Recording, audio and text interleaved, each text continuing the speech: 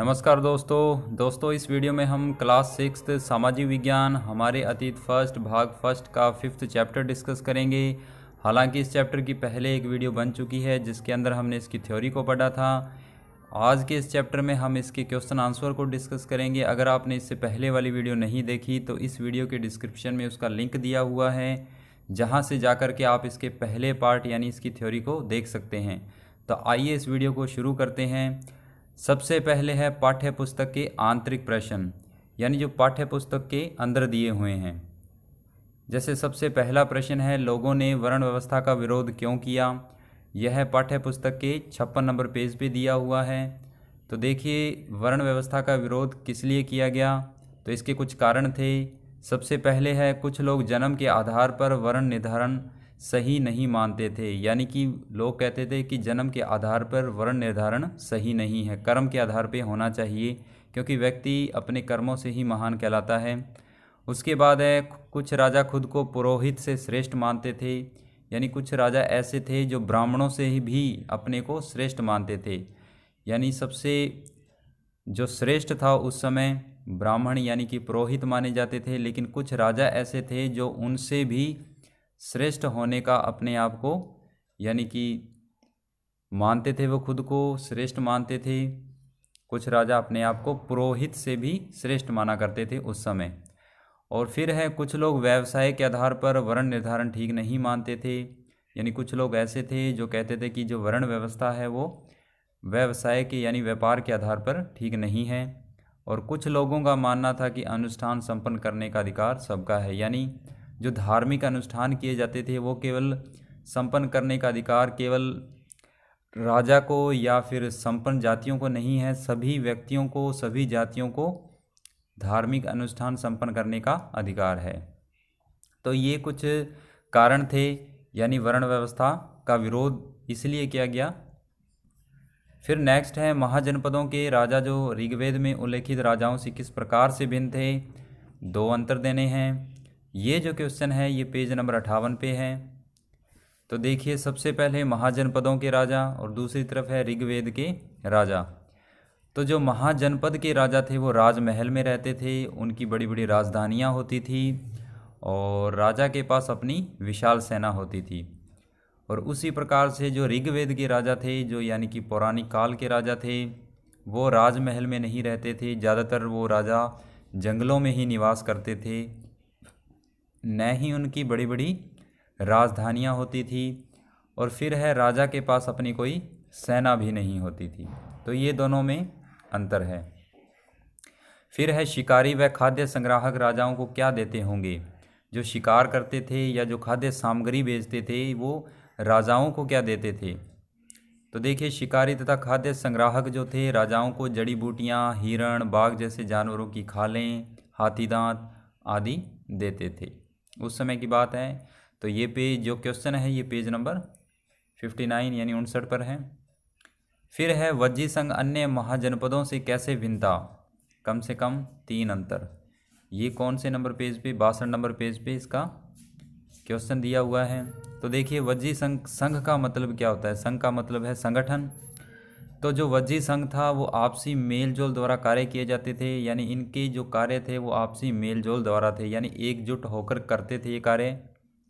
फिर है, पारंपरिक नियमों का पालन करना आवश्यक होता था। जो परंपरागत नियम है जो उनकी पीढ़ी दर पीढ़ी चले आ रहे हैं उनका ये नियम करते थे, यानी नियमों का पालन करते थे। फिर है, पूर्ण व नियमित सभाएं की जाती थी, यानी अगर ये कोई भी कार्य करते थे तो सभा बनाकर पहले उस पर विचार किया जाता था, उसके बाद ये किसी कार्य को करते थे। उसी प्रकार से महाजनपद जो है वो राजा स्वेच्छा से कार्य कर सकता था। इसमें जो अंतर है दोनों में, यानी वज्जी संघ वाले जो थे ये तो मिलजुल कर आपस में मेलजोल करके ही कार्य करते थे, जबकि महाजनपदों में जो राजा होते थे वो अपनी मर्जी से यानी अपनी स्वेच्छा से कार्य करते थे। पारंपरिक नियमों का उल्लंघन किया जाता था। जो परंपरा के अनुसार नियम बने हैं उनका दुरुपयोग किया जाता था उस समय। राजा सलाह तो लेते थे परंतु फैसला स्वेच्छा से लेते थे, यानी जो राजा थे वो सलाह सभी की लेते थे लेकिन फैसला खुद का ही होता था। तो ये वज्जी संघ और महाजनपद में अंतर है। उसके बाद है ये क्वेश्चन जो है ये अपने लिए नहीं है, ना ही इतना इम्पोर्टेंट है। और अब देखिए ये पाठ्य पुस्तक के प्रश्न हैं जो कि इस लेसन का जब एंड होता है यानी एंड होता है तब उसके लास्ट में दिए हुए हैं। सबसे पहले है सही व गलत वाले। अश्वमेध के घोड़े को अपने राज्य से गुजरने की छूट देने वाले राजाओं को यज्ञ में आमंत्रित किया जाता था, बिल्कुल सही है। यानी जो राजा के द्वारा अश्वमेध यज्ञ किया जाता था, जो उस घोड़े को पकड़ लेता था उसके साथ तो युद्ध होता था, और जो उस घोड़े को अपने राज्य से जाने की छूट देता था, तो जिसके द्वारा वो घोड़ा छोड़ा जाता था, जिस राजा के द्वारा, वो राजा उन राजाओं को आमंत्रित करते थे। तो ये जो है कै नंबर ये बिल्कुल सही है। फिर है राजा के ऊपर सारथी पवित्र जल का छिड़काव करता था। तो देखिए राजा के ऊपर सारथी नहीं, जो पुरोहित लोग थे यानी ब्राह्मण थे वो पवित्र जल का छिड़काव करते थे। सारथी कौन होता था? जो राजा के रथ को चलाता था। फिर है पुरातत्वविदों को जनपदों की बस्तियों में महल मिले हैं।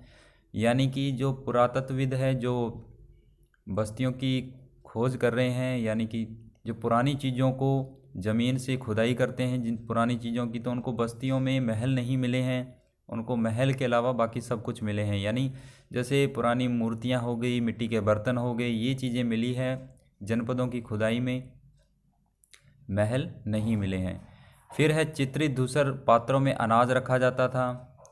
तो चित्रित धूसर पात्र थे वो अनाज के लिए नहीं थे, तो ये भी गलत है।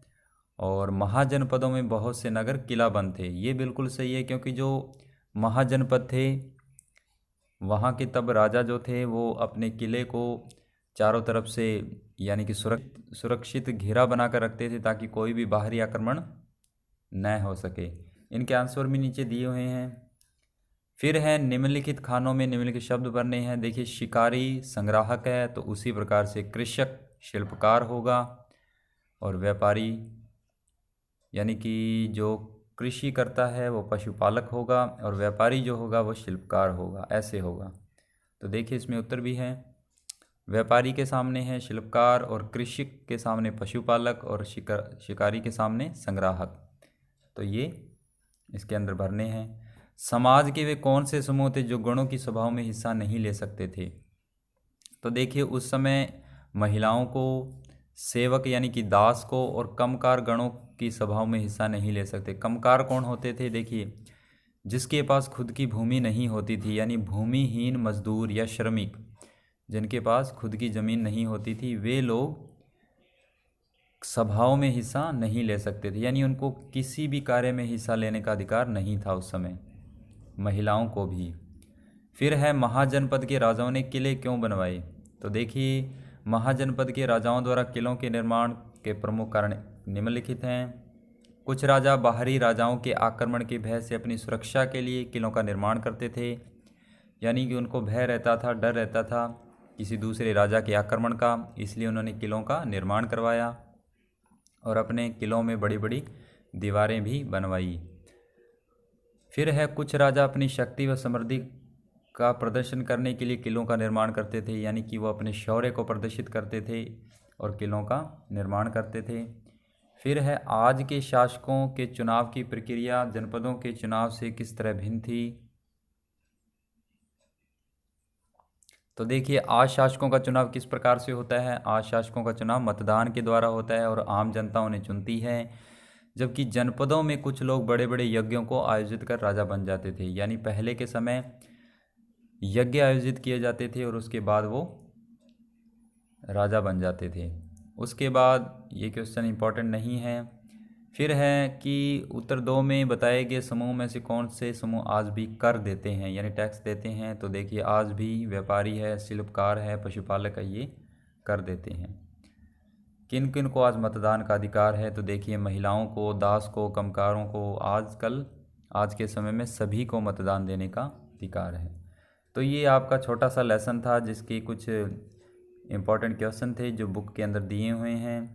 तो अगर आप इस वीडियो को 2-3 बार देखेंगे तो आप इन क्वेश्चन आंसर को आसानी से याद कर पाएंगे। तो आई होप ये वीडियो लेक्चर आपको पसंद आया होगा।